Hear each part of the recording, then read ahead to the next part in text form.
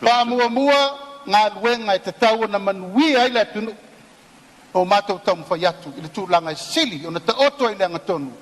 Malo wha temo kalas a ele o malo e pule wha fita. Ele o iai se whaingu mela a eno nofo lava e tau ave le whainga malo. Teimin sui e tanga luenga sui a inga o tanga luenga.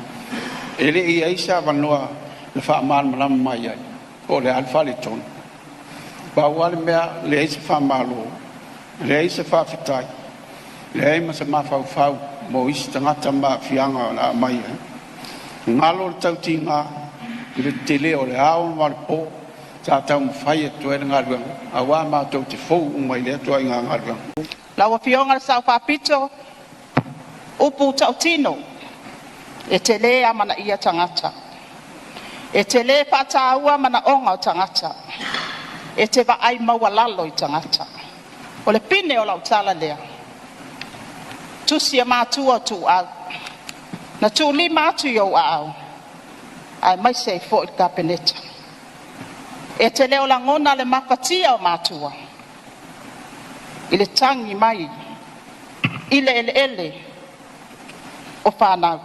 Wa ia le wha mau popo ina le atoanga o whainga malo. Sui o i tu malo e tolu sfurfa. Si au ia sui i whainga malo. Wane. Wa lea lofania. Wa tau sili i le loto mataua. O le mafua anga o nebe o. O le whaalia le mea moni. Whea le tūlanga o le mariu o le dama leo tu au. E o mai nei la mai o mai wa toi se anga o na atole le lima. Sa toi lua to vai aso toi atole lima tau sa mal nei mani.